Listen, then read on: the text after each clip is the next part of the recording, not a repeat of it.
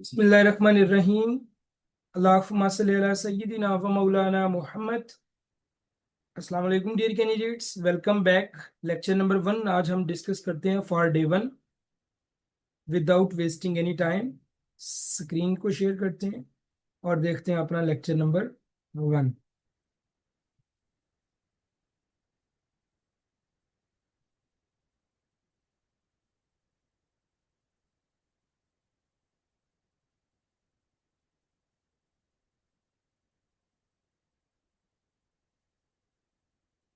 आपको बेटा स्क्रीन नजर आ रही है? मुझे पहले बता दें कि आपको स्क्रीन नजर आ रही है।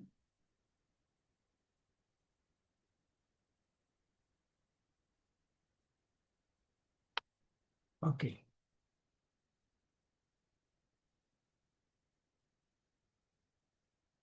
ओके बेटा, सो आज हमारा जो है डे 1 का लेक्चर नंबर 1 है। पहले हमने लेक्चर नंबर 0 डिस्कस किया है जिसमें हमने एकेडमी के बारे में, इंस्ट्रक्टर के बारे में और एफएनएस वैकेंसीज कब अनाउंस होंगी वो हमने चीज़ें डिस्कस की। बट नाउ हम डिस्कस करते हैं बेटा लेक्चर नंबर 1 में एलिजिबिलिटी क्राइटेरिया के कौन कौन सी कैंडिडेट्स एलिजिबल हैं फॉर एफएनएस।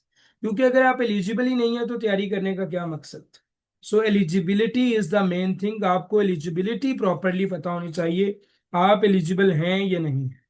उसके बेटा हम रिक्वायर्ड डॉक्यूमेंट्स, उसके बाद हम देखते हैं लेक्चर नंबर 1 में कि कौन कौन से डॉक्यूमेंट्स हैं जो कि रिक्वायर्ड हैं फॉर एफएनएस।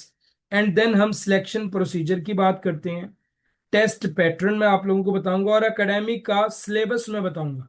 अच्छा, सिलेबस ऑफिशियल सिलेबस नहीं होता, ये याद रखिएगा। एएफएनएस का कोई भी ऑफिशियल सिलेबस नहीं है। ये मैं खुद अपने एक्सपीरियंस के साथ आपको एक सिलेबस बताऊंगा।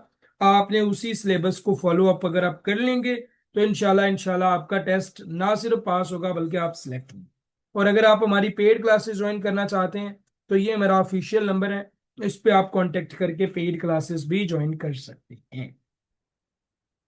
Okay, so main thing, topic number 1, eligibility criteria for FNS. सबसे पहले तो आपको बताना चाहिए एफएनएस का मतलब है आर्म्ड फोर्सेस नर्सिंग सर्विसेज। कुछ आके कुछ नर्सिंग कह रही होती हैं, कुछ आके कह रही होती हैं आर्मी नर्स। बेटा पूरा नाम होता है आर्म्ड फोर्सेस नर्सिंग सर्विसेज और ये पाकिस्तान आर्मी की एक ब्रांच है। अगर इसमें आप जाना चाहो तो फर्स्ट ऑफ ऑल आपकी नेशनैलिटी है, आप पाकिस्तानी होने चाहिए। यानी पाकिस्तान के आप किसी सूबे या टेरिटरी से होने चाहिए। आज़ाद जम्मू एंड कश्मीर, आज़ाद कश्मीर से आप होने चाहिए, या गिलगित बल्तिस्तान से, या पाकिस्तान के किसी भी डिस्ट्रिक्ट से डोमिसाइल होल्डर आप होने चाहिए। सो एफएनएस में अगर आप जाना चाहते हो तो नेशनैलिटी आपकी क्या होनी चाहिए, आप पाकिस्तानी होने चाहिए। आपका डोमिसाइल पाकिस्तान के किसी एरिया से बना होना चाहिए, या आपका डोमिसाइल आजाद कश्मीर का होना चाहिए, या गिलगित बल्तिस्तान का होना चाहिए। यही रिक्वायरमेंट्स हैं फॉर द नेशनैलिटी। ठीक है। नेक्स्ट अगर हम बात करें एएफएनएस की तो एएफएनएस में फीमेल कैंडिडेट्स जाती हैं, मेल कैंडिडेट्स भी एएफएनएस में जाते हैं। बट मेल कैंडिडेट्स जो होते हैं वो सिपाही एज ए जाते हैं, उनका रैंक सिपाही होता है। वो नहीं होते जो आप तो जाके लेफ्टिनेंट बनते हो ना। बट एएफएनएस के जो मेल कैंडिडेट्स हैं वो सोल्जर्स आते हैं, वो भी एफएससी बेस पे ही जाते हैं, उनका नाम भी एएफएनएस ही है लेकिन वो सोल्जर होते हैं। और जो फीमेल कैंडिडेट्स हैं वो क्या बनती हैं जी, लेफ्टिनेंट बनती हैं इन पाकिस्तान आर्मी। और आपकी जेंडर फीमेल होनी चाहिए, ये जिन जॉब्स की हम बात कर रहे हैं ऑब्वियसली। ओके। मैरिटल स्टेटस की अगर हम बात करें तो बेटा जो अनमैरिड कैंडिडेट्स हैं वो भी इसमें अप्लाई कर सकती हैं, वो तो हैं ही एलिजिबल। विडोज, जिन औरतों के हस्बैंड फोत हो चुके हैं वो भी इसमें अप्लाई कर सकते हैं। या कोई अपने खाविंद से अलग रहती है लड़की तो वो भी इसमें अप्लाई कर सकती है। डाइवोर्स्ड, अगर किसी की तलाक हो चुकी है तो वो भी इसमें अप्लाई कर सकते हैं। Divorced candidates without इनकम्बरेंसेस। ठीक है जी, ये सारे के सारे लोग मैरिटल स्टेटस में अप्लाई कर सकते हैं AFNS। इसका क्या मतलब होता है भला? इसका मतलब होता है कि औरत प्रेग्नेंट ना हो, ठीक है, तो वो अप्लाई कर सकती है। और जो ट्रेन्ड नर्सेज होती हैं वो किसी भी हालत में अप्लाई कर सकती हैं, वो मैरिड भी अप्लाई कर सकती हैं। But for the FSC based nursing, you just unmarried, Windows, separated या डाइवोर्स्ड विदाउट इनकम्बरेंसेस अप्लाई कर सकते हैं, एलिजिबल है, ठीक है। उसके बाद बेटा हम अगर एजुकेशन की बात करें तो education for BSc nursing entry, matric with science आपकी होनी चाहिए। आपने बायो लाजमी सब्जेक्ट पढ़ा होना चाहिए और आपके 60% नंबर होने चाहिए मैट्रिक में, तो ही आप FNS में अप्लाई कर सकते हो। इसी तरह FSC प्री मेडिकल में मिनिमम 50% मार्क्स होंगे तो आप अप्लाई कर सकते हो। अगर आपका एक नंबर भी कम है तो आप इसमें अप्लाई नहीं कर सकते। दूसरी बात, जो कैंडिडेट्स ने पार्ट 2 के एग्जाम दे दिए हैं या दे रहे हैं FSC पार्ट 2 के, वो भी एलिजिबल हैं। FSC पार्ट 1 का रिजल्ट कार्ड होना चाहिए पास, और जो आपका कॉलेज है, कॉलेज से आप अपना एक होप सर्टिफिकेट बनवाते हो, वो दोनों आपके, उन दोनों की बेस पे आप अप्लाई कर सकते हो FNS में, और आप एलिजिबल होते हो। एक बात जो यहाँ पे लड़कियां मुझसे अक्सर पूछती हैं, सर 50% नंबरों के साथ सिलेक्शन पॉसिबल है? अगर उन्होंने एलिजिबिलिटी 50% लिखी है तो यस, सिलेक्शन पॉसिबल है। लेकिन मैंने 70% कैंडिडेट्स, 70% नंबरों के साथ कैंडिडेट्स पास होती भी देखी हैं, सिलेक्ट होती भी देखी हैं पिछले साल, इससे कम नहीं देखी। ओके, ओके, अगर हम ट्रेंड नर्सेज की बेटा अगर हम बात करें कि उनके लिए क्या जरूरी है, तो उन्होंने BSc नर्सिंग पहले से की होनी चाहिए, देन वो ट्रेंड नर्सेज के लिए अप्लाई कर सकते हैं, ठीक है। नेक्स्ट हमारे पास बेटा आ जाती है एज लिमिट। एज लिमिट क्या होती है कि कितनी एज की कैंडिडेट्स अप्लाई कर सकती हैं? 17 से 25 साल आपकी एज लिमिट है जी। 3 महीने का वेवियर 17 यानी 16 साल 9 महीने, और 25 साल 3 महीने की लड़की भी इसमें अप्लाई कर सकती। इससे कम या इससे जायद उम्र की लड़की अप्लाई नहीं कर सकती। और अगर आप ट्रेंड नर्सिस में अप्लाई कर रहे हो तो 18 से 28 साल के बीच में आपकी एज होनी चाहिए। अगर आप अपनी एज कैलकुलेट करना चाहते हो तो हमारी ऑफिशियल जो वेबसाइट है वहां पे चले जाओ, वहां पे सर्च करना है एज कैलकुलेटर, आपको एज कैलकुलेटर वहां पे मिल जाएगा। अपनी एज कैलकुलेट कर लें और देख लें कि आप एलिजिबल हो या नहीं, ठीक है।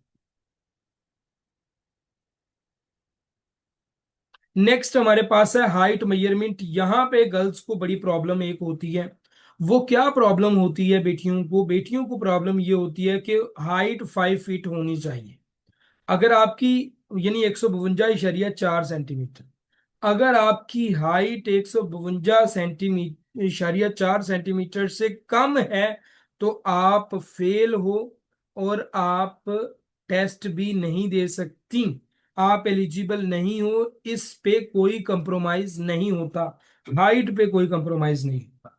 सो हाइट आपकी 5 फीट होनी चाहिए, 152.4 सेंटीमीटर होनी चाहिए आपकी हाइट। 8th नंबर पे बेटा जो पॉइंट है एलिजिबिलिटी क्राइटेरिया का, वो है वेट रिक्वायरमेंट, कि कितना वेट रिक्वायर्ड है। वेट अकॉर्डिंग टू BMI होता है, ठीक है, वेट अकॉर्डिंग टू BMI होता है। आप गूगल पे चले जाओ, मैं देखता हूं अगर मिल जाए मुझे। आप गूगल पे जाके ना सिंपल लिखना BMI, देखना भला आता कुछ नहीं, BMI एजू स्मार्ट, ऐसा लिखना, शायद हमारा कैलकुलेटर, ये देखें जी, BMI हमारा सामने आ गया, ठीक है, ये हमारा BMI का कैलकुलेटर सामने आ गया। या आप सिंपली लिखना ना edu smart calculators, edu smart calculators, तो आपके सामने हमारे जितने भी कैलकुलेटर्स होंगे ना, वो आई कैलकुलेट FNS मेरिट कैलकुलेटर आ गया, एजू स्मार्ट कैलकुलेटर्स ये हैं। आप जब इस पे क्लिक करोगे ना, आपके सामने हमारा मेरिट कैलकुलेटर भी आ जाएगा, आपके सामने हमारा आईसाइट वाला कैलकुलेटर, कलर विजन वाला, कलर ब्लाइंडनेस वाला, सारे कैलकुलेटर आ जाएंगे। और आप अपनी जो है ना वो चीजें कैलकुलेट कर सकोगे। ठीक है, सिंपली। सो ये आप देख लीजिए।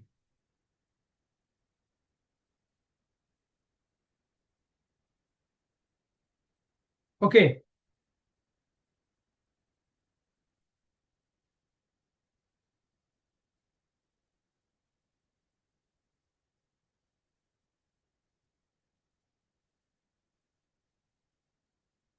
नेक्स्ट जो हमारे पास बेटा पॉइंट है वो मेडिकल फिटनेस का है। मेडिकल फिटनेस क्या होती है, आप लोगों को पहले तो ये पता होना चाहिए मेडिकल फिटनेस कहते किसे हैं।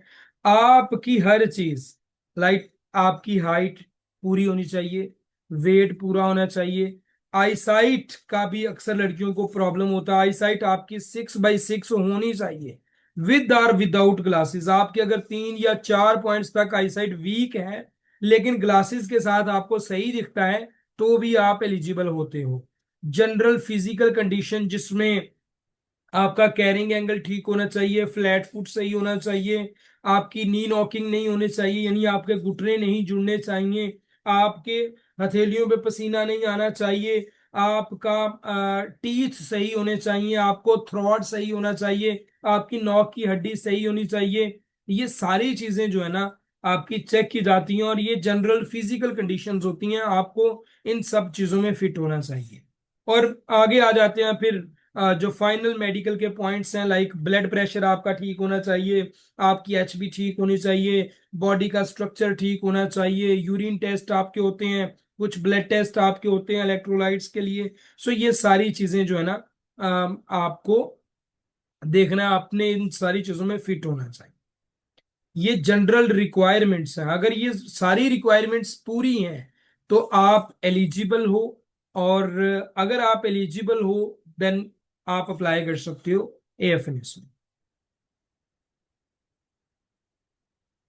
नेक्स्ट हमारा बेटा टॉपिक नंबर 2 है for today, that is required documents for एएफएनएस। एएफएनएस के लिए कौन कौन से डॉक्यूमेंट्स रिक्वायर्ड है, बहुत सारी कैंडिडेट्स को डॉक्यूमेंट्स के बारे में नहीं इंफॉर्मेशन होती, और वो आधे डॉक्यूमेंट्स लेके चले जाते हैं या उन्होंने डॉक्यूमेंट्स बनवाए नहीं होते। मैं आपको सारे के सारे डॉक्यूमेंट्स इधर बताने जा रहा हूँ, ये सारे डॉक्यूमेंट्स आपके पास मौजूद होने चाहिए। पहला डॉक्यूमेंट ये है कि मैट्रिक का सर्टिफिकेट या डिटेल्ड मार्कशीट। आपके पास मैट्रिक का ओरिजिनल रिजल्ट कार्ड होना चाहिए, या डीएमसी जो सनद होती है वो होनी चाहिए। इन दोनों में से ओरिजिनल कोई एक चीज होनी चाहिए, अगर दोनों हो तो बेस्ट। और इसकी आपने 3 कॉपीज भी करवानी है, ओरिजिनल के साथ साथ 3 कॉपीज भी होनी चाहिए। फिर उसके बाद दूसरे नंबर पे है एफएससी प्री मेडिकल, यानी एफएससी का भी ओरिजिनल रिजल्ट कार्ड आपके पास होना चाहिए, या डीएमसी होनी चाहिए, और उसकी 3 कॉपीज भी आपके पास होनी चाहिए। अगर आपने पार्ट 2 का रिजल्ट अभी नहीं आया तो पार्ट 1 का रिजल्ट कार्ड आपके पास ओरिजिनल होना चाहिए जो कॉलेज से मिला हुआ है, और साथ में होप सर्टिफिकेट होना चाहिए, और इन दोनों की भी 3 3 कॉपीज आपके पास होनी चाहिए। अब होप सर्टिफिकेट कहाँ से मिलता है? होप सर्टिफिकेट आप अपने कॉलेज में जाओ, वहां पे क्लर्क को जाके बोलना मुझे आर्मी में अप्लाई करना है और होप सर्टिफिकेट बनाना है, तो आपको कम से कम 70% मार्क्स का होप सर्टिफिकेट बनाना है उधर से, बस। ठीक है। फोर्थ नंबर पे है सीएनआईसी या बे फॉर्म। अगर आपकी एज 17 साल है या उससे 17 साल है तो बे फॉर्म चल जाएगा, लेकिन आपकी एज अगर 18 साल से ज्यादा हो चुकी है तो फिर आपको सीएनआईसी बनवाना पड़ेगा, शनाख्ती कार्ड बनवाना पड़ेगा, इंग्लिश में जो होता है स्मार्ट कार्ड, नादरा से ये बनेगा। ठीक है। और इसकी भी आपके पास 3 कॉपीज होनी चाहिए। पांचवें नंबर पे है फादर या गार्डियन का सीएनआईसी, जो भी आपके गार्डियन हैं, आपके फादर है, मदर है, भाई है, जो भी गार्डियन है उसकी सीएनआईसी की भी आपके पास 3 कॉपीज होनी चाहिए। उसके बाद डोमिसाइल आ जाता है। बहुत सारी कैंडिडेट्स कहती हैं सर डोमिसाइल जरूरी होता है। यस, बहुत जरूरी होता है डोमिसाइल। डोमिसाइल आप कचहरी में कहीं पे बन जाता है, पासपोर्ट ऑफिस के पास कहीं पे बन जाता है। सो आप अपने एरिया अपने डिस्ट्रिक्ट के लिहाज से देख लें, डोमिसाइल बहुत जरूरी डॉक्यूमेंट है। ये ओरिजिनल भी आपके पास होनी चाहिए और कॉपीज भी आपके पास होनी चाहिए। उसके बाद आपकी पासपोर्ट साइज फोटोग्राफ्स कम से कम 3 चाहिए होती हैं। आप किसी भी फोटो स्टेट पे चले जाएं और उनसे कहें कि मेरी फोटोज बनवा दें, तो जितने की 4 बनती हैं ना कॉपीज, उतने की ही 8 बनती हैं तस्वीरें। आप अपनी 8 तस्वीरें बनवा लें ब्लू बैकग्राउंड के साथ। हिजाब नहीं करना, नकाब नहीं कर, हिजाब कर सकते हो, निकाब नहीं करना। आपका इतना इतना मुंह, आपकी इतनी इतनी टिकिया जो है वो नजर आनी चाहिए। ठीक है। अच्छा, ये फोटोकॉपीज अटेस्टेशन का मैं बता देता हूँ बाहर। आपकी रजिस्ट्रेशन स्लिप जब आप अप्लाई करोगे ना, तो तकरीबन 15 से 20 दिन के बाद आपकी रजिस्ट्रेशन स्लिप आएगी। वो रजिस्ट्रेशन स्लिप भी आपके पास होनी चाहिए।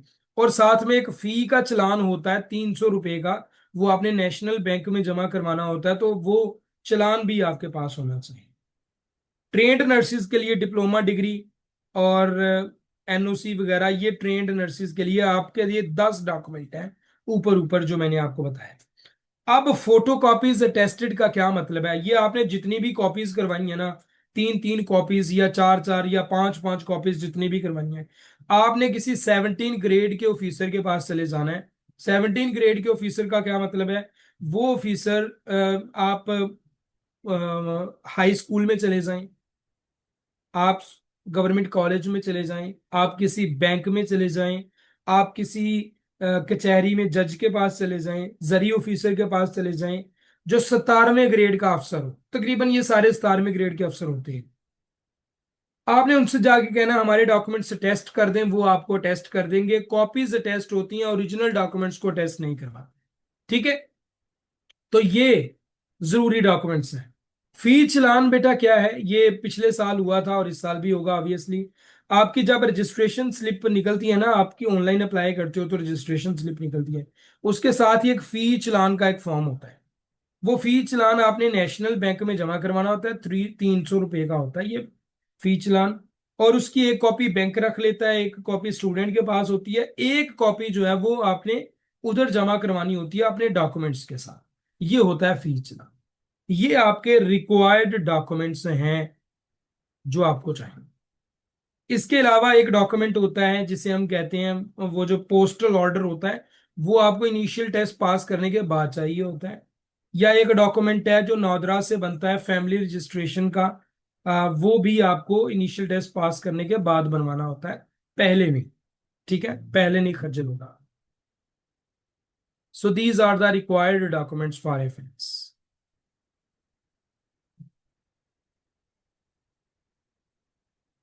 टॉपिक 3, मेन टॉपिक आज का, कंप्लीट एएफएनएस का सिलेक्शन प्रोसीजर। मैं आपको पहले इसके स्टेप्स बता देता हूं। स्टेप 1 होता है आपकी ऑनलाइन रजिस्ट्रेशन। स्टेप 2 होता है आपका इनिशियल टेस्ट जो कि कंप्यूटर पे होता है। फिर आपका इनिशियल मेडिकल होता है। फिर आपकी बायोडाटा फॉर्म फिल होता है। फिर आपकी शॉर्ट लिस्ट लगती है जिसकी बेस पे आपको इंटरव्यू की कॉल आती है। फिर आपके इंटरव्यूज होते हैं। इंटरव्यू के बाद आपका फाइनल मेडिकल होता है। फाइनल मेडिकल के बाद एक फाइनल मेरिट लिस्ट लगती है। And step number 9 is your joining letter. And after the joining letter आप बन जाते हो ल्यूटिनेंट, एलटीआ बन जाते हो। ठीक है जी। ये 9 स्टेप्स हैं आपकी सिलेक्शन। अब हम वन बाय वन सबको डिस्कस करते हैं।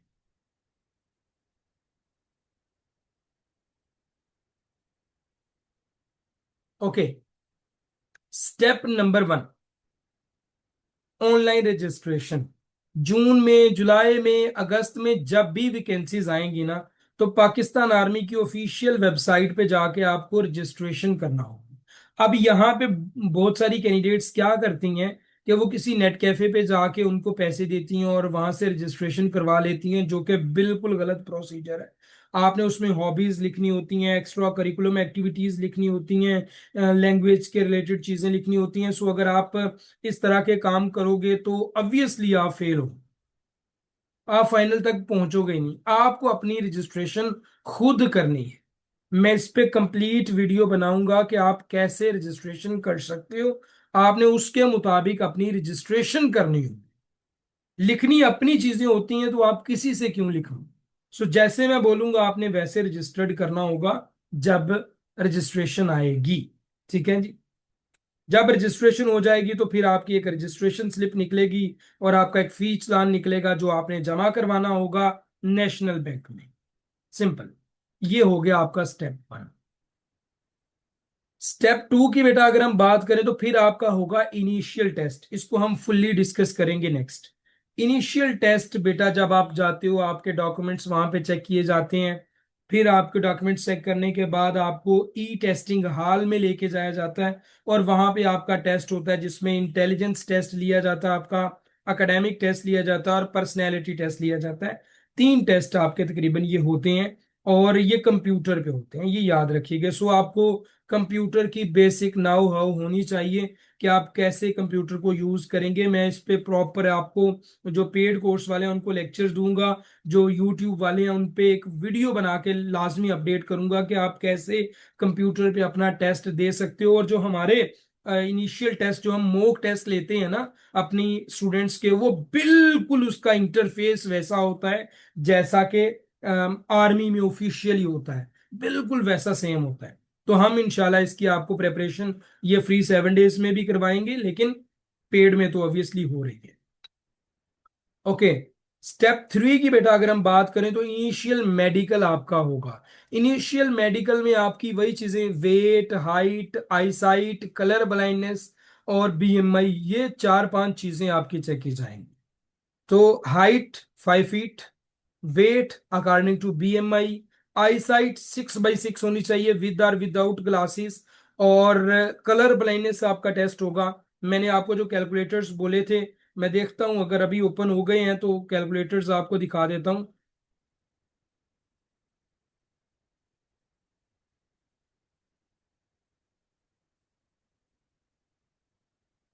अभी नहीं ओपन हुए यहाँ पे, ये ऐड आ गया, ऐड देखना पड़ेगा इनको पहले। ओके। सो इस तरह से आप इनिशियल फिजिकल या मेडिकल टेस्ट देते हो। अच्छा, फिजिकल के बारे में बहुत सारी कैंडिडेट्स मुझसे आके पूछते हैं सर क्या हमारा फिजिकल टेस्ट भी होगा? बिल्कुल, आपका कोई भी फिजिकल टेस्ट नहीं होगा। ना तो आपकी कोई रनिंग होगी, ना तो आपका कोई लाइक आपकी कोई बागम बाग, कुछ नहीं होगा बेटा, ये याद रखें, ठीक है। Step number 4, the very important one. Step number 4 होता है बायोडेटा फॉर्म फिलिंग। अब आपने जो रजिस्ट्रेशन स्लिप के लिए चीजें लिखी होती हैं वहां पे वही चीजें होती हैं जिसमें आपकी कुछ पर्सनल इंफॉर्मेशन ली जाती है, फैमिली बैकग्राउंड पूछा जाता है, academic record, address, contact details और बहुत सारी और डिटेल्स। ये जैसे जैसे मैं बोलूंगा ना बायोडेटा फॉर्म वैसे आपने फिल करना है। अक्सर कैंडिडेट्स एक्स्ट्रा स्मार्ट बनने की कोशिश करते हुए यहाँ पे कुछ और रजिस्ट्रेशन में करते हुए कुछ और लिख देती हैं और फिर उनका सामना होता है साइकाइट्रिस्ट से, और साइकाइट्रिस्ट जो है वो उनको इंटरव्यू के लिए बुलाता ही नहीं, सिंपली। सो आपको बायोडेटा फॉर्म और रजिस्ट्रेशन में चीजें जो लिखनी है वो सेम चीजें लिखनी है और वही चीजें आपने फिर जाके इंटरव्यू में बतानी होती हैं। बायोडेटा फॉर्म फिलिंग मैंने स्टेप बना दिया है, हालांकि ये स्टेप नहीं है, लेकिन इसको मैंने स्टेप इसलिए लिखा है ताकि आप लोगों को पता चले ये कितना जरूरी है और कितना इंपॉर्टेंट है, ठीक है। सो आपने इसमें बिल्कुल करेक्ट चीजें और सेम चीजें जैसा कि रजिस्ट्रेशन स्लिप में आपने लिखी होती हैं वही चीजें लिखनी होती हैं। उसके बाद 5वें नंबर पे हमारे पास आती है जी step short list calls for interview. आप अगस्त सितंबर में अपना टेस्ट दे के फारिग हो जाते हो, फिर आप हमारे पास इंटरव्यू की तैयारी करते हो। जब तक आप इंटरव्यू की तैयारी करते हो ना तब तक आपकी वहां पे एक शॉर्ट लिस्ट बन चुकी होती है जीएचक्यू में। फिर आपको जीएचक्यू से कॉल आती है फॉर द इंटरव्यू के आपका इंटरव्यू इस दिन है, आप इस इंटरव्यू के दिन यहाँ पे पहुंचे। तो आपको जाके अपना इंटरव्यू देना होता है अपने स्टेशन में, सेंटर में, जहां पे वो आपको इंटरव्यू स्टेशन में बुलाएं। वो आपने खुद सिलेक्ट किया होता है इंटरव्यू स्टेशन। अब यहाँ पे मैं आपको बता दूं कि सारी की सारी कैंडिडेट्स जिन्होंने इनिशियल टेस्ट पास किया होता है उन सबको इंटरव्यू की कॉल नहीं आती। इंटरव्यू की कॉल उन कैंडिडेट्स को आती है जिन्होंने अपने इनिशियल में अच्छा परफॉर्म किया हो। दैट्स इट, बात यहां पे खत्म। इनिशियल में अब इंटेलिजेंस टेस्ट है बेटा। इंटेलिजेंस टेस्ट की बेस पे आपका OIR बनता है। अब मुझे पता है कि ये मैं चीज बताने लगा हूं तो ये कॉपी बड़ी होगी, लेकिन कोई मसला नहीं, कॉपी होने दो, आपको समझ आनी चाहिए। इस OIR की बेस पे आपकी सिलेक्शन या रिजेक्शन इसकी बेस पे होती है। दूसरा आपका एकेडमिक टेस्ट है जो पास करना जरूरी होता है, इसका इसमें कोई अमल दखल ज्यादा नहीं होता। तीसरा आपका एक पर्सनैलिटी टेस्ट होता है बेटा, इनिशियल टेस्ट में। ये पर्सनैलिटी टेस्ट आपका डायरेक्ट इंपैक्ट करता है आपकी सिलेक्शन या रिजेक्शन पे, ये हम बाद में बात करेंगे। तो ये तीनों टेस्ट अगर आपने अच्छे से परफॉर्म किए होंगे तो ही बेटा आपको इस ये कॉल आएगी, अदरवाइज आपको शॉर्टलिस्ट की कॉल आएगी ही नहीं। और आप मुझसे ये पूछेंगे सर मुल्तान की कॉल कब आनी है, रावलपिंडी की कॉल कब आनी है, लाहौर की कॉल कब आनी है, जबकि मैं बता चुका हूँ कि जिनको कॉल्स आनी है वो आ चुकी हैं। आप फिर भी मुझसे पूछ रहे होंगे क्यों? क्योंकि आपने इंटेलिजेंस लूज किया होगा, आपने 28 की 28 टाइप्स नहीं पढ़ी होंगी, आपने इसके टिप्स एंड ट्रिक्स पढ़े ही नहीं होंगे, आपको नॉन वर्बल आता ही नहीं होगा।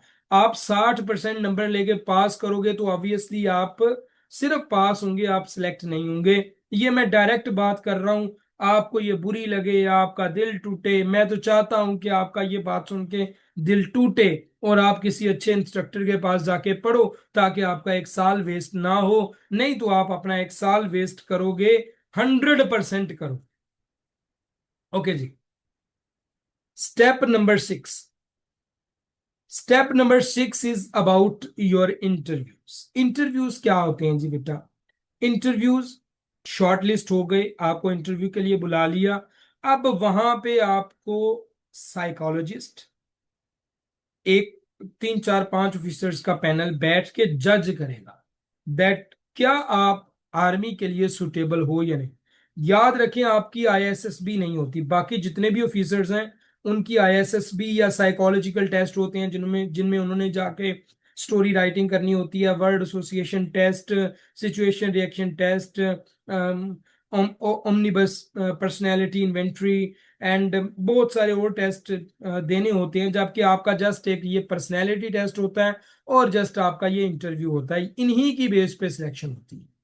अब जब इंटरव्यू में आप जाते हो, अल्हम्दुलिल्लाह मेरी आज तक कोई भी लड़की इंटरव्यू फेल करके नहीं आई, आप भी नहीं आएंगे इंशाल्लाह, इंशाल्लाह नहीं आओगे। वहां पे आपका इंट्रोडक्शन, फैमिली बैकग्राउंड के रिलेटेड क्वेश्चन पूछे जाते हैं, रीजन फॉर ज्वाइनिंग AFNS आपसे पूछी जाती है, knowledge about the Pakistan army पूछा जाता है, नर्सिंग प्रोफेशन के रिलेटेड नॉलेज, कुछ qualities, hobbies, merits and demerits, why you want to join Pakistan army, हम अगर आपको सिलेक्ट नहीं करते आप क्या करोगे, आपको करोड़ रुपए दे दी जाए आप क्या करोगे। इस तरह के बहुत सारे क्वेश्चंस और सिचुएशंस आपसे पूछी जाती हैं जिनके आपको पॉजिटिवली आंसर्स देने होते हैं, एंड आफ्टर दैट आपको सिलेक्ट किया जाता है।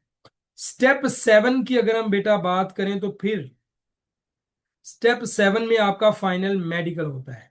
Final medical isn't like initial medical, final medical में आपके ब्लड टेस्ट लिए जाते हैं, आपके यूरिन टेस्ट लिए जाते हैं, आपको अंदर से आपकी HB चेक की जाती है, आपको अंदर से फुल्ली चेक किए जाते हैं, आपको इलेक्ट्रोलाइट्स, आपके नमकियात, आपके platelets, white blood cells, red blood cells, blood test fully, urine test, sugar का टेस्ट, पता नहीं कौन कौन से टेस्ट, आपकी पोस्चर, आपके एक्सरे, ताकि आपकी चेस्ट में कोई डिफॉर्मेशन तो नहीं है, आपकी लंग्स को चेक किया जाता है, आपकी किडनीज को चेक किया जाता है, each and everything, CT scan, ultrasound, जो भी जरूरी हो वो करते हैं। और इस फाइनल मेडिकल में तकरीबन आपका 14 से 20 हजार खर्चा भी आ जाता है, ये भी याद रखिएगा। So final medical isn't like the initial medical. ये आपका किस CMH में होता है, जो CMH वो बोलेंगे आपका उस CMH में टेस्ट होगा, फाइनल मेडिकल होगा, तो इसमें 4 से 5 दिन भी लग जाते हैं, अक्सर तो 10 दिन भी लग जाते हैं फाइनल मेडिकल में। सो आपको इसके लिए रेडी रहना चाहिए, ये स्टेप बड़ा हार्ड होता है और इसमें बहुत सारी कैंडिडेट्स रह जाती हैं। नेक्स्ट स्टेप जो है हमारा फाइनल मेरिट लिस्ट है जी। सारा कुछ करने के बाद तकरीबन 99.9% लड़कियों को फाइनल मेरिट लिस्ट में नाम आता है। डिपेंड्स अपॉन कि उन्हें कितने स्टूडेंट्स चाहिए होते हैं। अक्सर जो सीट्स होती हैं वो 500 प्लस होती हैं, 600 से माइनस, और 500 प्लस सीट्स होती हैं अक्सर। पिछले साल जो सीट्स थी वो 400 कुछ थी, और बहुत कम लड़कियां सिलेक्ट हुई हैं पिछले साल। बट मैक्सिममली जो सीट्स हैं वो 500 से 600। और जो भी कैंडिडेट्स तकरीबन इंटरव्यू और फाइनल मेडिकल क्लियर करता है उसको ज्वाइनिंग लेटर मिलता है। फाइनल मेरिट लिस्ट में नाम आने के बाद ज्वाइनिंग लेटर मिलता है। ज्वाइनिंग लेटर के बाद फिर आपको अपनी ट्रेनिंग इंस्ट्रक्शन पढ़ के अपनी चीजें वगैरह जो है ना वो सारी की सारी वो अपने सामान वगैरह लेके उधर पहुंचना होता है। एंड देन आपकी ट्रेनिंग स्टार्ट हो। तो ये सारे के सारे स्टेप्स हैं for the joining, for the selection. कितने स्टेप्स हैं बेटा? There are 9 steps. अच्छा, अगला लेक्चर तो 10 मिनट के बाद होगा, बट आपको सिलेक्शन प्रोसीजर तक अगर किसी चीज में से कोई क्वेश्चन है तो आप पूछ सकते हैं। यहां तक अगर आपका कोई क्वेश्चन है तो आप पूछ सकते हैं। I am here for you. One day इंशाल्लाह आर्मी ऑफिसर, बात करने से कुछ नहीं होता, मेहनत करना पड़ती है। अगर मेहनत नहीं कर सकते तो ये बोलना भी बंद कर दो। नेक्स्ट लेक्चर में हम टेस्ट पैटर्न और सिलेबस को डिस्कस करेंगे जो मैं अपने एक्सपीरियंस के साथ बना चुका हूं। बट मुझे यहां तक अगर आपका कोई क्वेश्चन है तो बताओ। मैं आपको सिंपल एक चीज कह दूं, अगर आप मेहनत नहीं कर सकते, अगर आप इस हार्ड स्टेप्स में से नहीं गुजर सकते, आई एम सॉरी टू से, आज ही व्हाट आई सेड, आज ही एएफएनएस से, आर्मी से अपने आप को बरात का ऐलान कर दो कि आप नहीं कर सकते। क्योंकि ये स्टेप्स हार्ड स्टेप्स हैं। ये सुनने में बड़े इजी लगते हैं। बहुत सारे कैंडिडेट्स इधर इंशाल्लाह इंशाल्लाह हम ऑफिसर बनेंगे। ऑफिसर कैसे बनोगे जब आप मेहनत नहीं करोगे? मेहनत शर्त अव्वल है। मेहनत के बाद अपना सब कुछ रब ताला पे छोड़ देना है। बट पहली चीज जो है वो मेहनत है। अगर आप मेहनत नहीं कर सकते, आई एम सॉरी टू से, आप ऑफिसर नहीं बन सकते, बल्कि आप कुछ भी नहीं कर सकते। मेहनत के बगैर तो इंसान अपना घर नहीं चला सकता। सो दीज आर 9 स्टेप्स जिनको आपको फॉलो करना है। और एक एक स्टेप जो है ना ये हैवी है। एक एक जो स्टेप है ना वो मुश्किल है। एक एक स्टेप जो है ना ये हार्ड है। एक एक स्टेप जो है ये कठिन है। एक एक स्टेप जो है ये बड़ा मुश्किल है। कुछ के लिए तो ये इम्पॉसिबल है। लेकिन अगर इसको पॉसिबल बनाना है तो सिर्फ एक चीज, मेहनत। रात दिन एक कर दो। रात दिन एक कर दो। अगर मेहनत कर सकते हो तो ठीक, नहीं कर सकते तो छोड़ दो।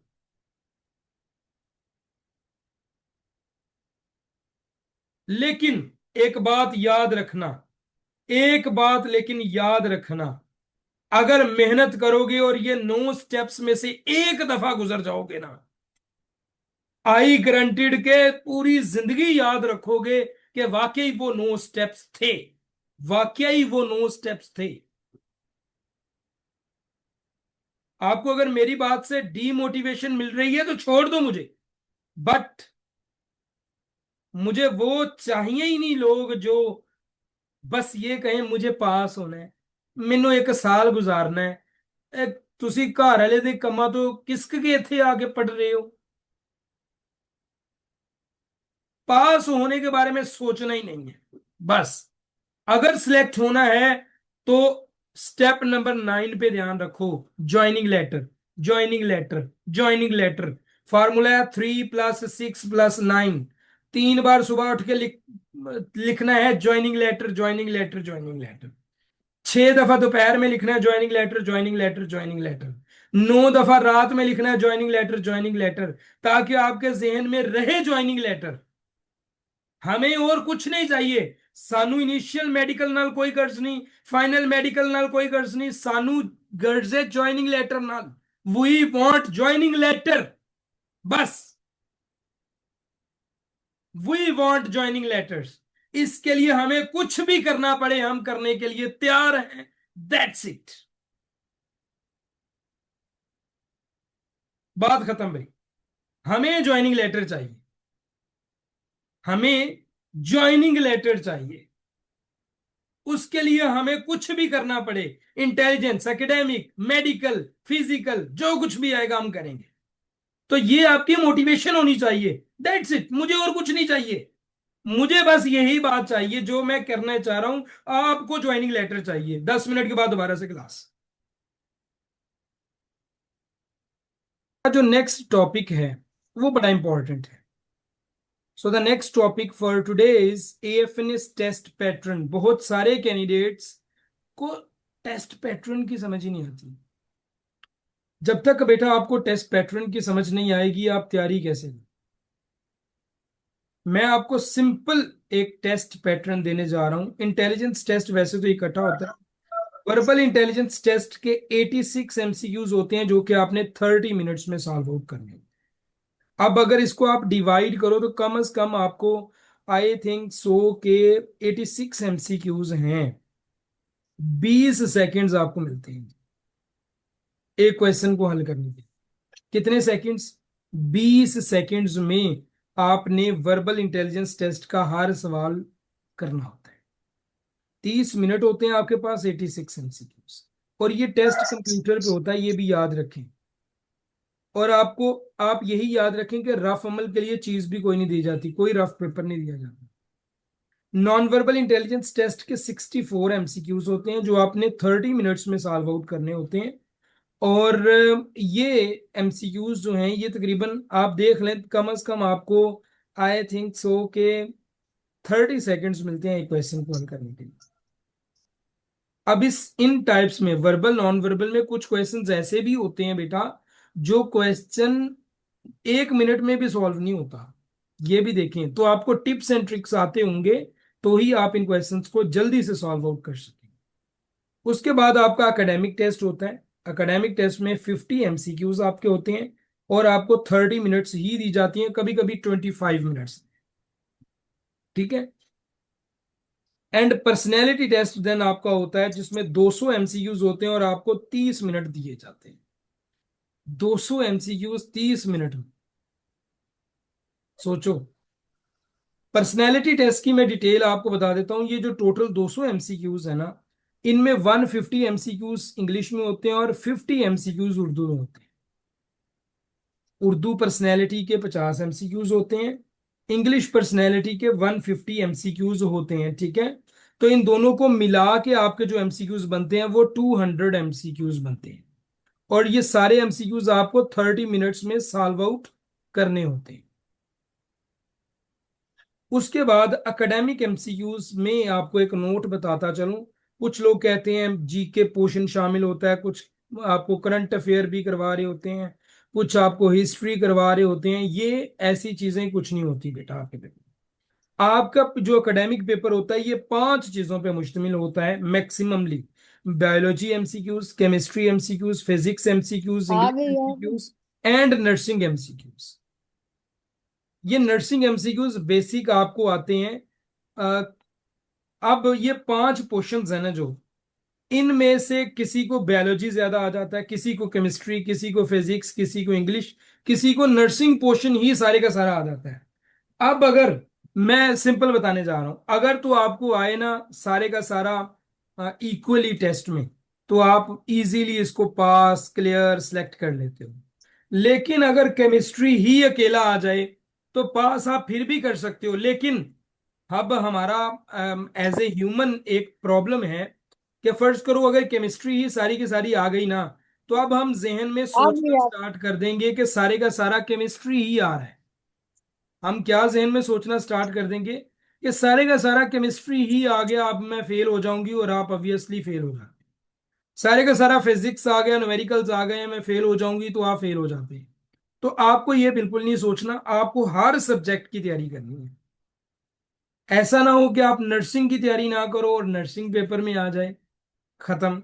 आप बायो की तैयारी करो ना करो, बायो आ जाए पेपर में, खत्म।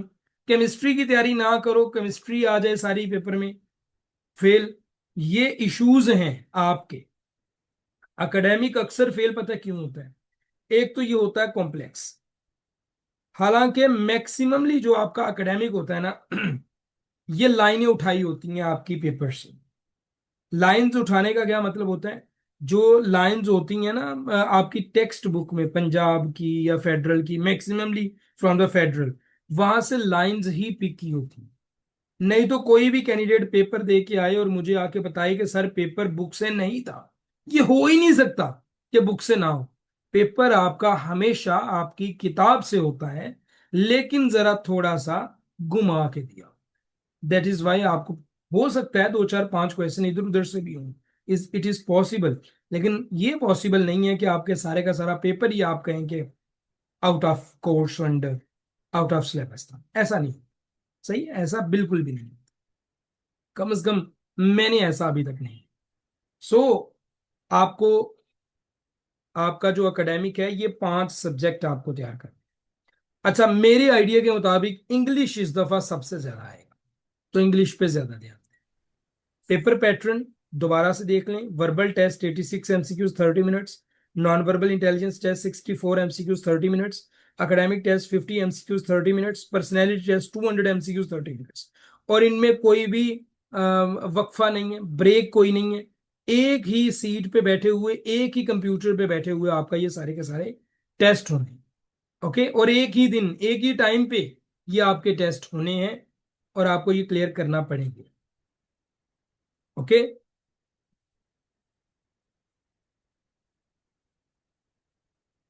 नेक्स्ट हमारा टॉपिक है इंटेलिजेंस टेस्ट। अगर आप बेटा एएफएनएस का इंटेलिजेंस टेस्ट क्लियर करना चाहते हो, तो इंटेलिजेंस टेस्ट दो पोर्शंस पे मुश्तमिल होता है। पहला होता है वर्बल इंटेलिजेंस।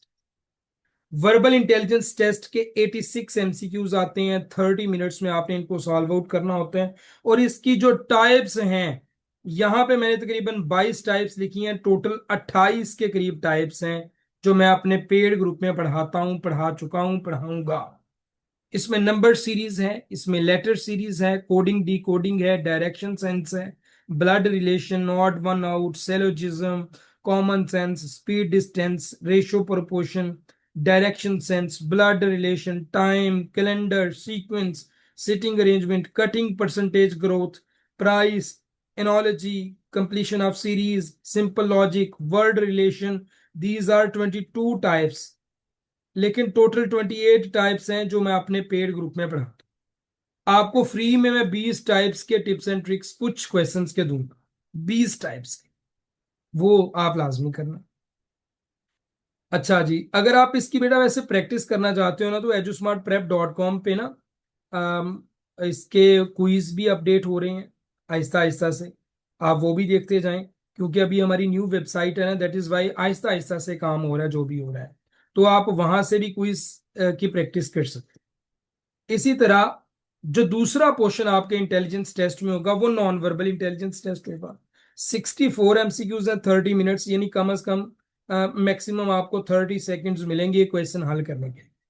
और सेम वही चीज बेटा, अगर आप ये चाहते हो ना कि आपको ये OIR अपना अच्छा करना है, तो नॉन वर्बल अच्छा कर लो। क्योंकि अक्सर कैंडिडेट्स का नॉन वर्बल इतना वीक होता है, वो वर्बल के साथ पास हो जाते हैं, क्योंकि ये दोनों इकट्ठे होते हैं, वर्बल नॉन वर्बल, इनका पास फेल इकट्ठा होता है। तो वो नॉन वर्बल के क्वेश्चंस कम होते हैं गलत, वर्बल के नॉन वर्बल के क्वेश्चन ज्यादा गलत हो जाते हैं, वर्बल इंटेलिजेंस के क्वेश्चन कम गलत होते हैं। दैट इज वाई वो पास तो हो जाते हैं, लेकिन वो सिलेक्ट नहीं होते। अगर आपको सिलेक्शन करनी है तो ये तकरीबन सारे 150 एमसीक्यूज हैं, इनमें से आपको 130 135 एमसीक्यूज ठीक करना पड़ेगा, ये याद रखें, इससे कम नहीं चलेगा। इसकी टोटल 9 टाइप्स हैं तकरीबन, यहाँ पे 7 लिखी हुई हैं।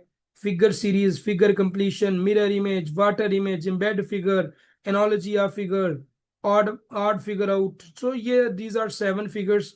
इसके अलावा भी बहुत सारी और टाइप्स हैं, बिग मिसिंग पैटर्न्स होते हैं, मैट्रिक्स एनोलॉजी होती है, सेक्शन एनोलॉजी होती है, कुछ कलर पैटर्न्स होते हैं। तो ये भी आपको इंपॉर्टेंट है और इसकी भी प्रैक्टिस आप इस वेबसाइट से जाके कर सकते हो। यहाँ पे एक्सपीरियंस आपको इस वेबसाइट पे मिल सकते हैं, पास्ट एक्सपीरियंस, एकेडमिक के भी, PDF नोट्स आपको इधर से बहुत कुछ इंशाल्लाह मिलेंगे। सो आप इसको भी फॉलो करें। ओके,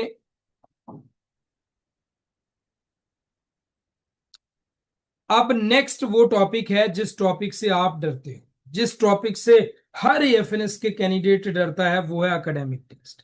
एकेडमिक टेस्ट के 50 एमसीक्यूज 30 मिनट्स, ये 4 मेन सब्जेक्ट और 5वां सब्जेक्ट नर्सिंग, यही सब्जेक्ट होते हैं।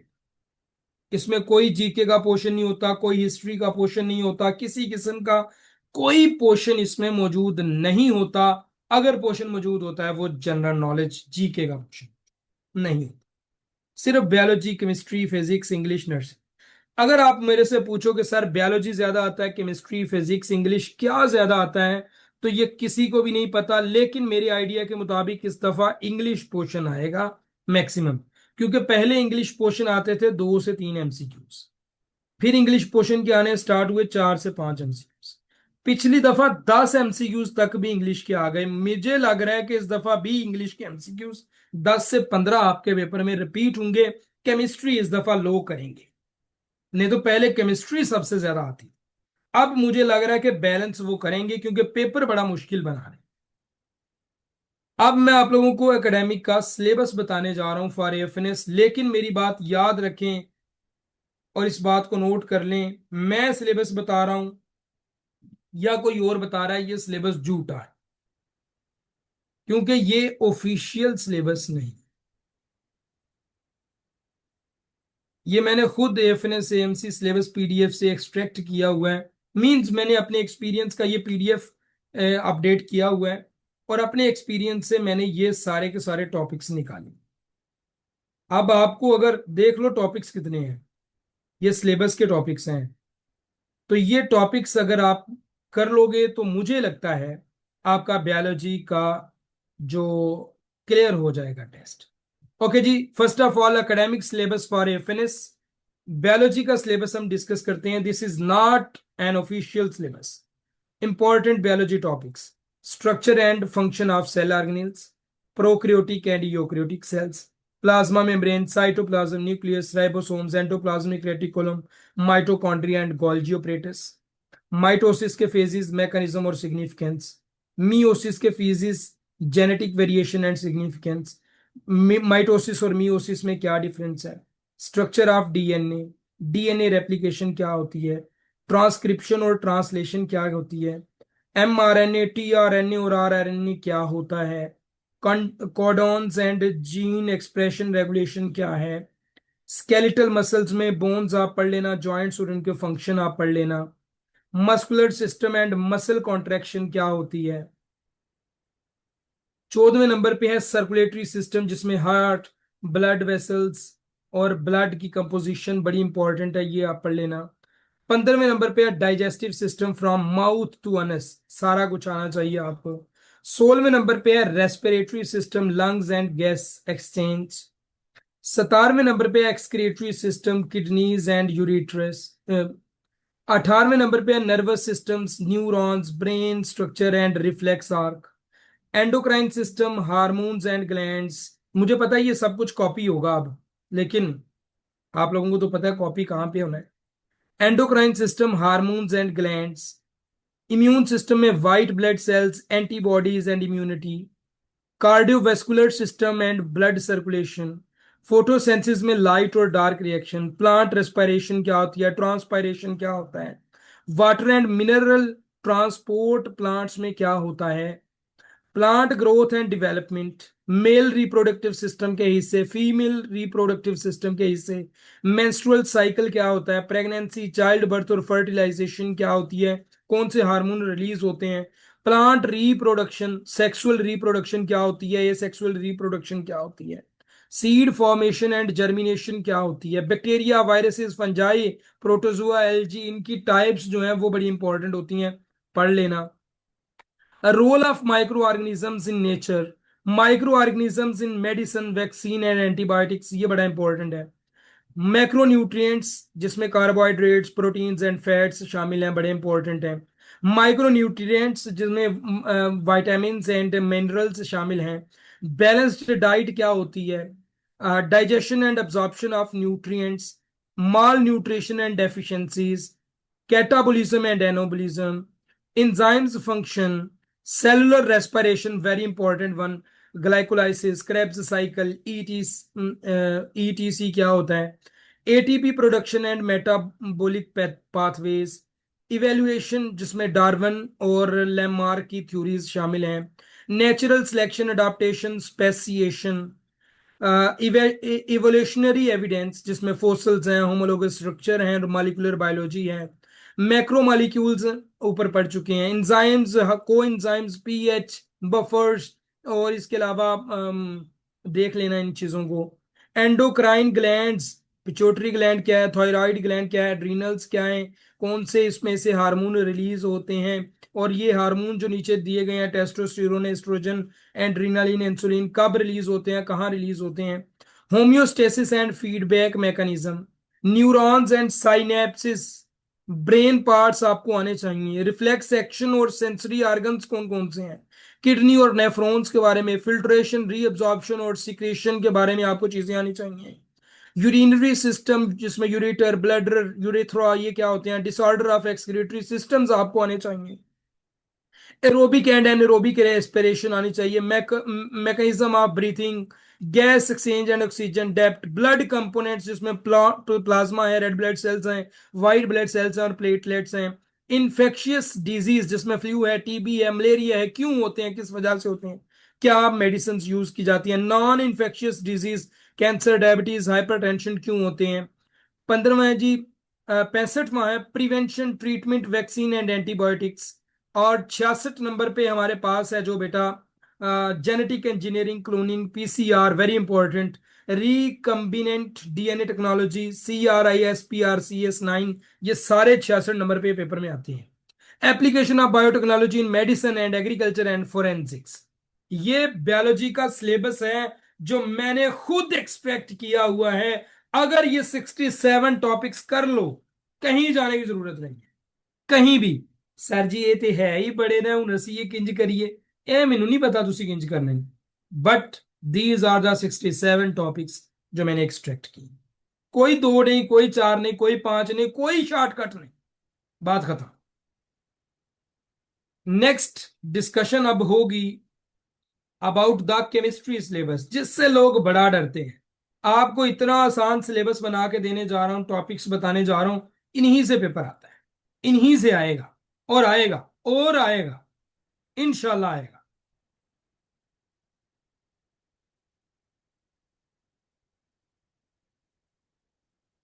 ओके, सो अब हम बेटा डिस्कस करते हैं केमिस्ट्री का सिलेबस।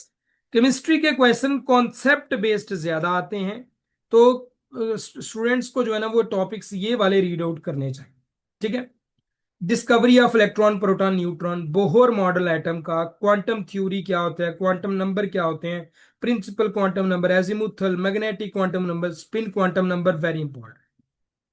पोली एक्सक्लूजन, एक्सक्लूजन का प्रिंसिपल, हुंड्स का रूल क्या है, मेंडलीव का पीरियोडिक टेबल और मॉडर्न पीरियोडिक टेबल किसने दिया, क्यों दिया, कब दिया, क्या क्या डिफरेंस है। Atomic radius, ionization energy, electronegativity, electron affinity, shielding effect, ionic bond, covalent bond, polar non polar covalent bonds, coordinate covalent bond, important chapter है बॉन्डिंग का। उसके बाद मेटेलिक बॉन्डिंग है, लेटेस्ट एनर्जी है, bond strength and bond length है, VSEPR theory, bond angles very very important, hybridization very very important, molecular shapes very very important, polarity of molecules very very important, dipole moment. उसके बाद है बेटा Avogadro number, molar mass calculation, empirical formula, molecular formula, percentage composition, mole to mole composition, and then very very important molar volume of gases, law of conservation of mass, limiting reactants, theoretical yield, actual yield and percentage yield, mole ratios, stoichiometric calculations, very very important, Boyle law, Charles law, Avogadro law, combined gas law. Then at number 47 is ideal gas equation, real gas and ideal gases, Arrhenius theory, Bronsted-Lowry theory, Lewis acid base theory, pH and pOH very important, strong and weak acid and bases, oxidation and reduction, oxidation states very important, balancing redox reactions, electrochemical cell, galvanic cell, electrode potential, redox titration very very important, IUPAC, naming of ionic compounds, naming acid, coordination compounds, stock and classical nomenclature very important. At number 65, salts and complexes, coordination number and ligands. Very, very important. Functional groups of alcohols, aldehydes, ketones, carboxylic acids, esters, amines, halides, ethers, nitriles, and organic acids. Very, very important. Structural isomerism, geometrical isomerisms, optical isomerisms, and cis trans isomerisms. इसको छोड़ दो, conformational isomerism छोड़ दो. उसके बाद आ गया electrophilic addition reaction, nucleophilic substitution reaction, very very important. SN1 and SN2 reactions, addition to alkenes and alkynes, substitution in aromatic compounds, addition in polymerization, then very very important, condensation and polymerization, monomers and polymers, uses of polymers, biodegradable polymers, polymerization in industry, benzene, electrophilic substitution reaction, nitration of benzene, very very important, Friedel-Crafts alkylation. क्या क्या बताऊं, बोलो क्या क्या बताऊं, इतने topic आज तक किसी ने बताए? Aromaticity, reactions of aromatic compounds, Grignard reagent, very important. Organic reactions mechanism, functional group transformations, rate of reaction, rate law, first and second order reaction, very important. Activation energy, very important. Collision theory, Arrhenius equation, very important. 101 पे है addition, substitution, elimination and rearrangement reaction, अक्सर paper में यही आते हैं. 102 पे है जी electrophilic and nucleophilic attack, free radical mechanism 103 पे है. There are 103 topics of chemistry. जो पर्सन कर लेगा वो इंशाल्लाह इंशाल्लाह क्लियर कर ले, इंशाल्लाह क्लियर कर ले. नेक्स्ट बेटा हम डिस्कस करते हैं जी फिजिक्स का सिलेबस. फिजिक्स का जो सिलेबस होता है ये अक्सर अक्सर अक्सर न्यूमेरिकल बेस्ड होता है और कॉन्सेप्ट बेस्ड कम होता है. कॉन्सेप्ट इसमें कम होते हैं, न्यूमेरिकल ज्यादा होते हैं. Formulas, numericals, dimensions, units. So the important topics for physics are laws of motion, Newton first second third law, work energy power, very important. Kinematics जिसमें स्पीड, वेलोसिटी, एक्सेलरेशन है, फोर्स एंड मोशन है, momentum and impulse है, friction है, circular motion है, displacement, velocity and acceleration है. Calculator बिल्कुल allow नहीं होता. इक्वेशंस ऑफ मोशन है, free fall very important, graphical representation of motion very important, uniform and non uniform motion, work done by a force, kinetic energy, potential energy, law of conservation of energy, work energy theorem, very important. Next 19 नंबर पे है जी efficiency of machines, application of Newton law, free body diagrams important, friction forces, universal law of gravitation, gravitational field, gravitation potential energy, acceleration due to gravity, very important. Weight, Kepler's law, very important. Satellite and orbit, very important. First law of second law of thermodynamics, very important. Heat transfer, very important. Carnot engine, specific heat of capacity, latent heat 35 number पे है, इसको भी देख लीजिएगा. 36 number पे है बेटा हमारे पास type of waves, transverse and longitudinal, very important. Wave frequency, amplitude, very important. Sound waves, Doppler effect, very important.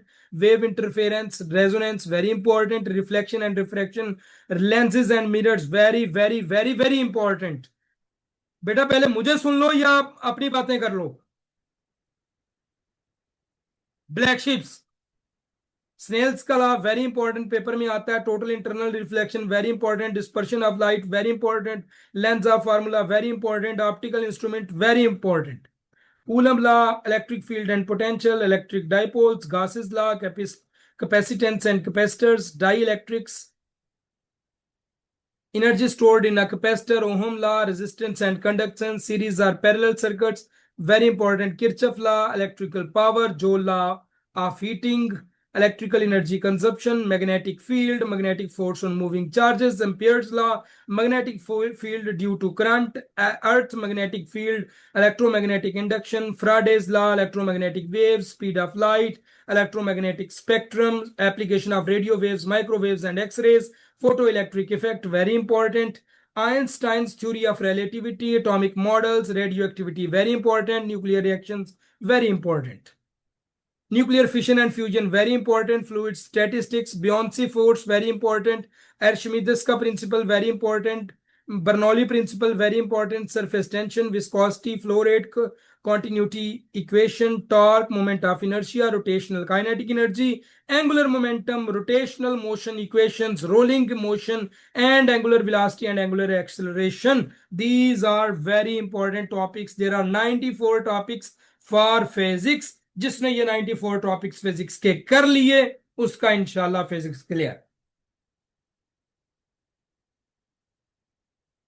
And now the most important, English syllabus. English as such पहले तो इसमें कुछ चीजें नहीं आती थी, बट अब ये सब कुछ आता है जी. Parts of speech, noun, verb, adjective, adverb, सब कुछ, प्रोनाउन, प्रेपोजिशन, कंजंक्शन, इंटरजेक्शन, ये सारी पार्ट्स ऑफ स्पीच है. सेंटेंस का structure, simple sentence, compound sentence और कॉम्प्लेक्स सेंटेंस क्या होते हैं, ये difference. Subject verb agreement very important. Articles का यूज, टेंसेस का यूज, मॉडल वर्ब्स होते हैं कहाँ कहाँ पे यूज होते हैं, प्रेजेंट सिंपल टेंस और प्रेजेंट के सारे टेंसेस आपको आने चाहिए, पास्ट के सारे टेंसेस, फ्यूचर के सारे टेंसेस. सिनोनिम्स होते हैं, एंटोनियम्स होते हैं, और कॉन्टेक्सचुअल यूज ऑफ वर्ड्स होता है. कुछ कॉमन सिनोनिम और एंटोनियम्स ये तो पढ़ लिए. इंग्लिश के कुछ इडियम्स के मीनिंग्स आपने बताने होते हैं. फ्रेजल वर्ब्स होती हैं, वर्ड मीनिंग होते हैं, कॉमनली कंफ्यूज्ड वर्ड्स होते हैं कुछ. उसके बाद नाउन, प्रोनाउन और एब्स्ट्रैक्ट नाउन अक्सर पूछे जाते हैं. एक्शन वर्ब्स और लिंकिंग वर्ब्स पूछे जाते हैं. पर्सनल, पोजेसिव और रिफ्लेक्सिव प्रोनाउंस पूछे जाते हैं. और types of sentence, there are 26 types of topics हैं जो इंग्लिश के हैं, जिनमें से अक्सर पेपर पूछा जाता है. अगर इनमें से पेपर ना आए तो मुझे पूछना. आप खत्म हो गया लेक्चर. आपके पास टोटल 6 मिनट हैं. अगर आप कुछ पूछना चाहो यू मे कैन आस्क. आपके पास टोटल 6 मिनट है. माइक आप ओपन कर सकते हो.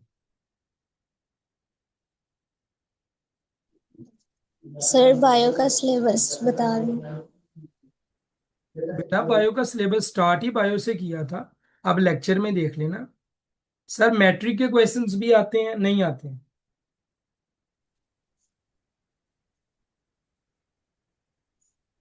एफएससी बेस्ड क्वेश्चन ही आते हैं या एओ लेवल बेस्ड आते हैं? सर सिनोनिम्स और एंटोनियम्स कहाँ से करें? अगर तो आप मेरे पेड कोर्स में हो तो आपको जो मैं प्रोवाइड करूंगा इंशाल्लाह वही आ जाए.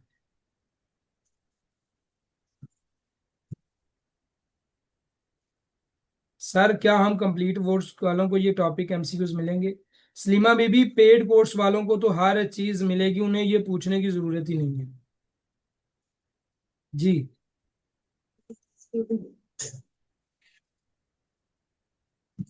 इन टॉपिक्स की प्रिपरेशन पंजाब बुक से करें या फेडरल से? फेडरल से करें तो अच्छी है.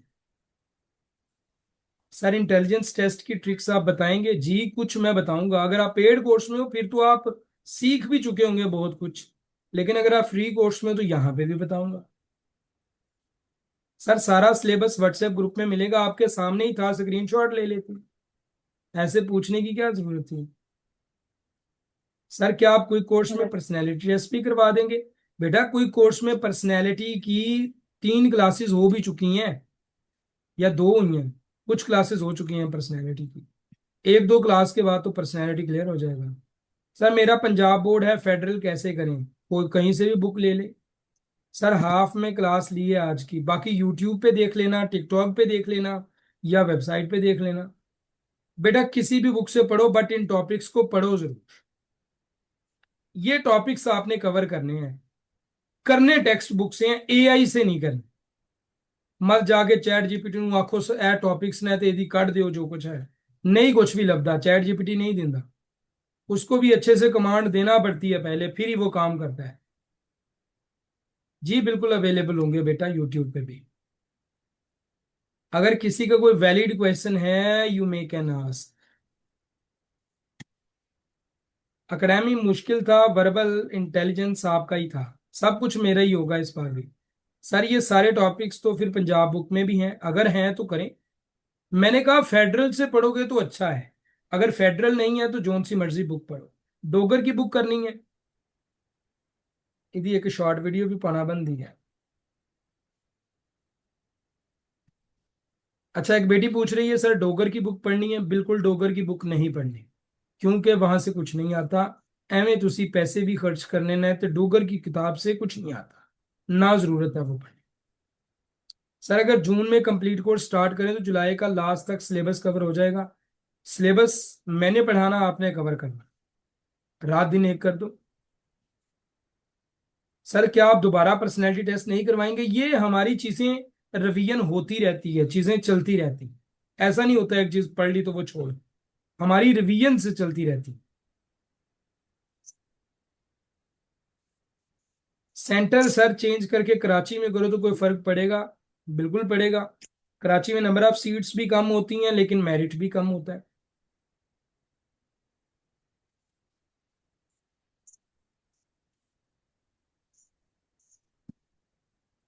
सर हम अभी पेड कोर्स में ऐड हो सकते हैं, बिल्कुल ऐड हो सकते हैं।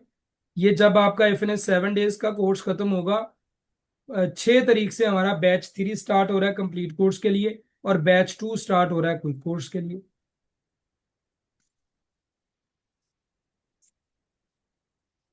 बेटा ये मुझे नहीं पता, ये आपका अपना इशू है, आप बोर्ड से जाके कांटेक्ट करें, या आप कहीं से भी। AJ के स्टूडेंट्स के लिए कौन सा सेंटर बेस्ट है?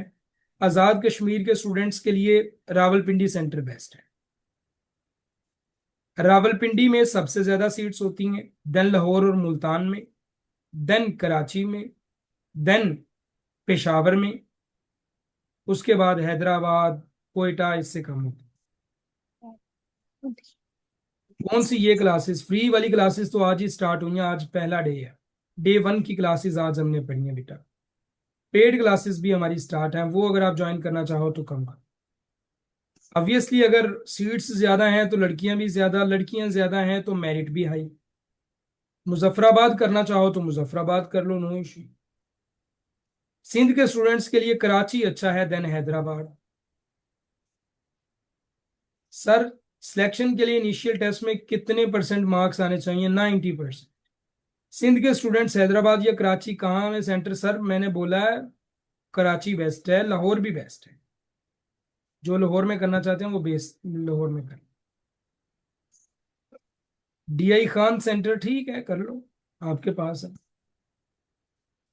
लेकिन उससे अच्छा है आप पेशावर में करो, और पेशावर से अच्छा है आप रावलपिंडी में करो।